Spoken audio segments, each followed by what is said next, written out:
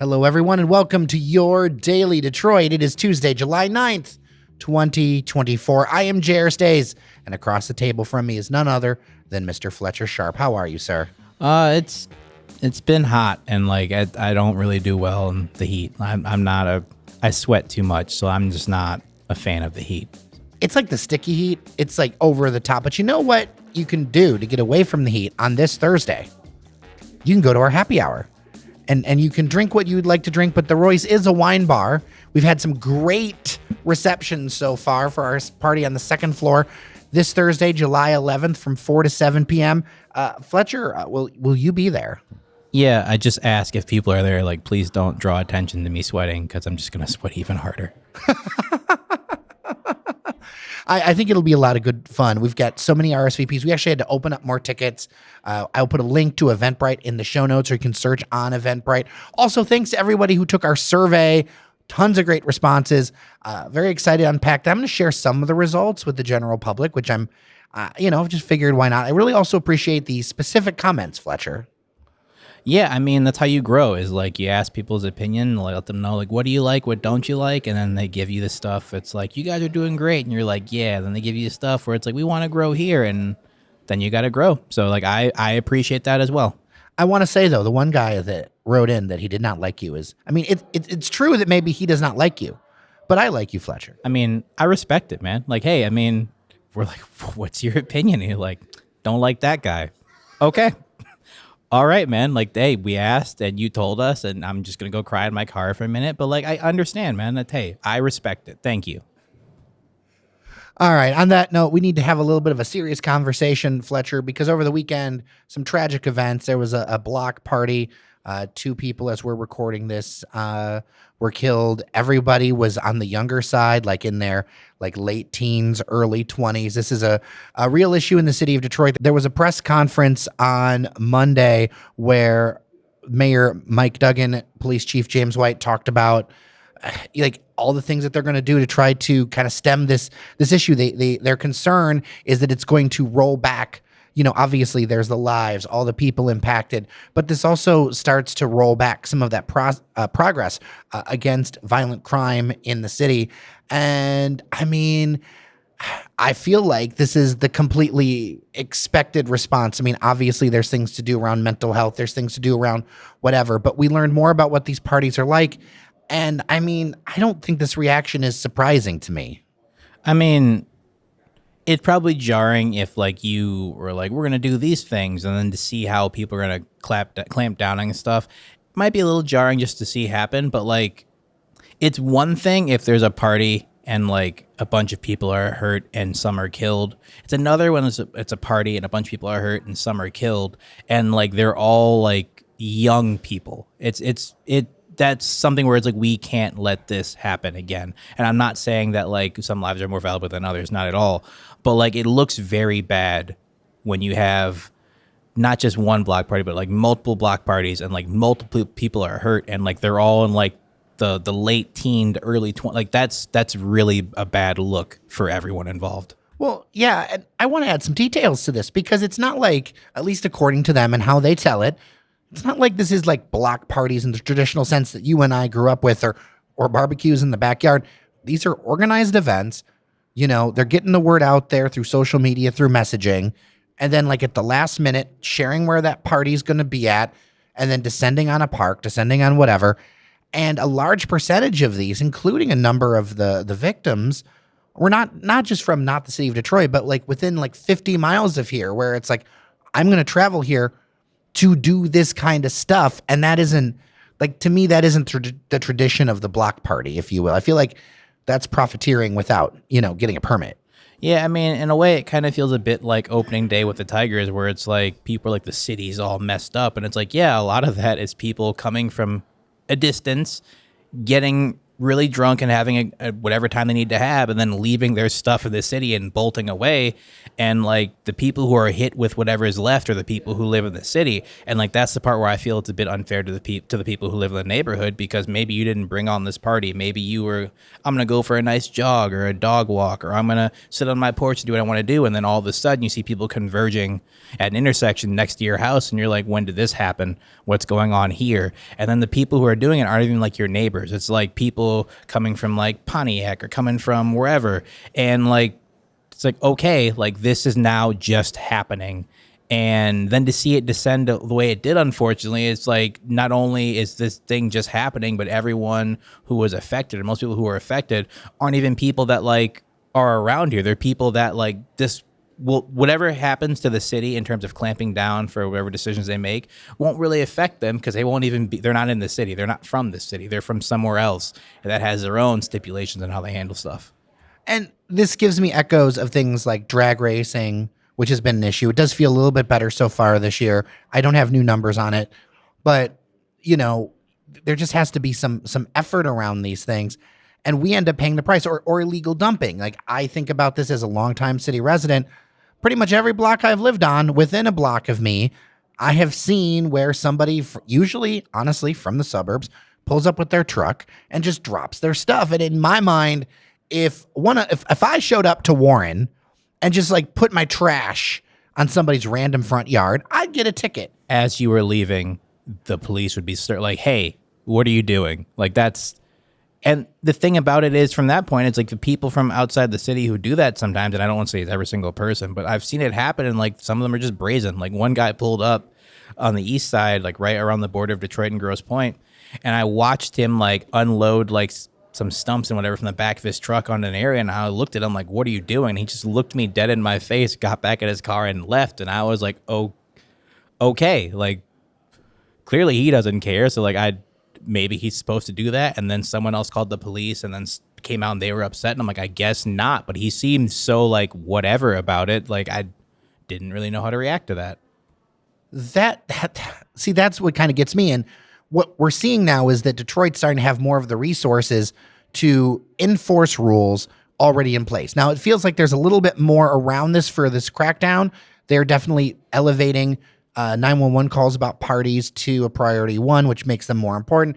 They're going to have like a car that's dedicated to this, that's going to be going around, because the key to this is going to be not showing up at 3 a.m., which, by the way, pro tip, 3 a.m. at 7 Mile and Gratiot, just partying on the street, probably a bad idea. I don't know. Long time Detroit pro tip here. Yeah, no, I mean, I looked over some of those rules, and it's like, you can't have a block party on 8 Mile. And I'm like, yeah, like you shouldn't do that. That's correct. You should not have a block party at 8 Mile, because like, why would you want to do that? And why would you want to have a block party on 8 Mile that like lasts until midnight? That feels like not a good party. Like, I don't know who's enjoying that at that time. Maybe it's just because I'm at the age I'm at right now, but like, I feel like that's just not a smart investment of your time. I mean, this may be an unpopular opinion in some circles, but look, we've had the people on the show for this. The number one concern for Detroiters is crime and safety. And I feel like there's a lot of coverage around this that doesn't realize that. And we've gotten already a ton of messages, because I did some things on Threads and people paid, hey, oh, you guys are going to talk about it tomorrow, where people are like, hey, I don't want to be woken up at 2 a.m. for a block party. I mean, something has to happen. Now, there also should be a lot of like mental health and other issues going on. But when you've got a portion of folks coming from around, these are promoters who are making money in one way or another, and, you know, using Detroit for free for that, and then causing mayhem when you're there. I feel like this is, at least as portrayed, I feel like this is very different than like the barbecue or block party on my block. And Police Chief James White, who I want to say has a background in mental health, actually has training around therapy, things like that.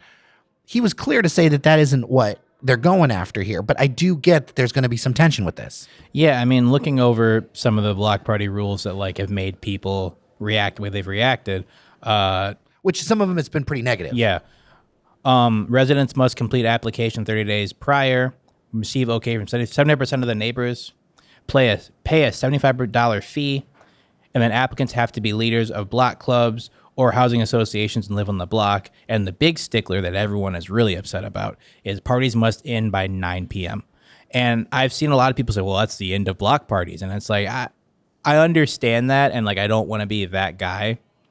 But like a fair amount of the rules in there are like, were rules before. It's just people just did not pay attention to them. They're like, we're going to let this go till like it dies down. And it's like, well, it should be dying down at 8:55 because you got to be done at 9. But they're like, we'll let it die down to what? And people have just been like, we're not gonna, it's fine. It's for the neighborhood, whatever. But like, how much of this is like the fireworks where it was done a certain way and we noticed, or it's been a certain way, but it wasn't enforced because we didn't have the resources, whatever. And now it feels like we're taking something away because, well, the reality is for the most part, this was already the rule. It just lots of people didn't follow it. I mean, it feels like that last one a lot where it's just like, I can't speak to every single rule, but I've been to block parties where it's like, okay, it's like 8:30, like we got to start wrapping. We're closing at 9, and it's like, okay, like I got it, we're done. Or like the people who were in charge of said block parties were like people, and then typically when I hear block party, I assume it's your neighbors and maybe like I'm thinking like a bounce house, friends of the family coming into stuff, and like people who like live in that area for sure. It's not like someone coming from, I don't know, like Sterling Heights down here, like a car full of people to say we're throwing a party. Like that's not what I think of block party at all. So like if that's, should we use a different term? Because like that is, you're right, because that's kind of what's disconnecting about all of this is that in my mind, block parties like, hey, for the kids, for the whatever, like this kind of thing more is like a pop-up. I'm using a term that's like dates me, but like I remember raves. And I've been to raves, and like that's what I think about. But it's not the same thing. But like there needs to be another term for it. It's like one of those like those. I hate to use it for the topic this serious, but like kind of like one of those like flash mobs where it's like you're walking around and all of a sudden 20 people show up and start doing a dance. It's like, all right, this is it, and then 30 people show up. It's like now we're having a party right here, and it's like okay, but where are you guys from? And it's like this is not our area. It's like okay, you guys are not from here, like this is not your neighbor. Like if someone came like to my street and it's like, hey, we're shutting this off, we're having a block party, I'm like, for sure, like who lives wherever? And they're like, oh, I'm from Fraser. It's like, what are you doing here? Like why are you having a block party in our neighborhood? Like what's happening? Like that's the thing where like that's a disconnect for me where I'm like, I understand people do stuff now just to do stuff, but who's just like, we're going to have a party in this neighborhood. Do we have any ties to the neighborhood? No, not really, but we're just going to do it because we can. And a lot of people are taking it, and I guess maybe they haven't seen Chief White's comments where they're like, we're not trying to stop the neighborhood barbecue parties, or we're not trying to stop these other neighborhood-esque type things. Or like your backyard. Right. But we're trying to stop like people showing up from out of wherever the area and setting up shop without the proper paperwork and then just doing stuff and violence ensuing. Yeah. Because that, like, at the end of the day, I feel like this is why this is pushed that way. And there's this idea of like, what is Detroit going to be in the future? You know, one thing a listener point out that I thought was pretty interesting, you know, they had some questions about like, how did this get organized so fast? And one thing about social media and like, especially direct messaging apps, because this isn't necessarily like on Facebook or whatever. Mm-hmm. These like messaging apps, they pick up steam. And thing is that people trust the organizer. Like, okay, they put the time there and they know they're going to Detroit, which is close enough. Or maybe they know they're going to Southwest or the East Side. And then at the time or close to the time, then they say, oh, the party's going to be here. It's not like us old folks who I'm like, I need to know where it is so I can figure out my drive time so I can let the dog out before I go. This is a whole different vibe and a whole different speed of connection. And like, again, I understand people who are upset just by the fact that like these things are getting, I get it. I truly do understand. But in the same vein, I have to bring this point up because it's really important. 20 people just got shot. Like this is like people were harmed as a result of something like this happening. And it's not just a one-time thing. Like there've been multiple block parties, I think up to like 5 or 6. And like multiple people were hurt. This is not just like a thing where it happened once and never again. Like this is becoming a problem, and like you have to stop it before it goes from 20 people being shot to like 40, and then you don't want to see the number get any higher. Like that's just, if you can stop it and do something to try to plug the water leaking in there, like you should do it. And while this feels like, I guess, a major step that's kind of getting in people's way, and I understand how that might feel that way, a lot of these rules they put there were already there. So it's like they're just highlighting them and saying we're going to now enforce these. And it's going to create some awkward moments, but like hopefully it doesn't create a moment again like this past weekend where 20 people were shot. Yeah, like more than 20. It was 27, I think, this weekend. A crazy number. And yeah, that's really, I want to hear what you think. dailydetroit@gmail.com. Are we off the mark? Are we missing something? Let's get through a few more stories because there's some stuff to talk about. First off, there is just news. It's from Crane's Detroit Business. I'll put a link to the show notes. They've discovered some documents that basically Dan Gilbert, it's on the table. It's real possible that Dan Gilbert could go ahead and buy the Rencen, which, I mean, I guess I'm not surprised that there's an option for that. All the details, I'll just link to it in the show notes. I won't work through it all. But Fletcher, what do you think of the idea of Dan Gilbert owning the Rencen? I mean, good for him. And this is not, what I'm about to say is just not solely about Dan Gilbert, any single person. It's just remove the face from the person. It makes me uncomfortable sometimes for certain areas when like one or two people have a lot of that area, because all it takes is for them to not want to be invested in the area anymore, and then that area suffers. And I'm not saying he would do that, but just maybe something happens where he no longer can be in Detroit, or he feels the need to go somewhere else, or he's not with us. Right. I don't want that to happen. Right. Then what happens to 60% of the city? Like, what happens then when it goes from being his to now being someone else's? And like, instead of it being all one, kind of like how Apple products all work together, it's like now now you have an Apple Watch, you have an Android, you have Zune, and it's like now these things all no longer are compatible. Like, what happens now, and how does this work together? And it disrupts the city in like a very noticeable way. So it worries me when I see people kind of amass stuff together like that. I hear your worry. I want to add to that the idea that what I would love to see is more of an ecosystem, because I feel like every story is either Dan Gilbert, the Illich, like it's the same names over and over. I feel like a more functioning economy and even greater downtown area or whatever, I want to see more names, because then you create competition. You then have more balance. And I think also would drive everything up if there's competition, values get driven up. I feel like this is something where we need an ecosystem of more, because if there's people like that putting money in, there's more jobs, there's more opportunities. I feel like we're like looking at Uncle Dan for everything. Yeah, and like at times, that's great. Like when you're younger and you're like, I want a gift. But like as you get older, it's like I can't just keep asking the same person over and over, because eventually they will no longer be able to do something, and then it creates a destabilizing problem going forward. So like it's a good pickup for him. The Rencen's iconic, and I'm sure whatever he's going to turn it into, probably if he takes it, will be a good thing and probably aesthetically pleasing as well.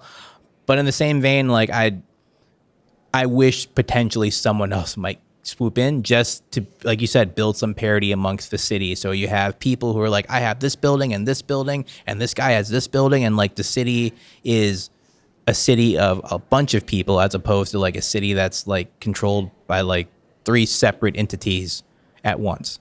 Okay, man. Let's talk 3-on-3 basketball. I don't really know much about it. I know that Ice Cube has a league. Apparently, that league is getting a Detroit team. What? I didn't even realize 3-on-3 basketball was a thing. So teach me a thing or two, Fletcher. Yeah, so a while ago, Ice Cube decided to put together the Big 3v3 basketball league. And it's literally as it sounds. You play on half a court. You miss, you bring the ball back out. If you've played pickup basketball, you understand the rules of like pickup basketball.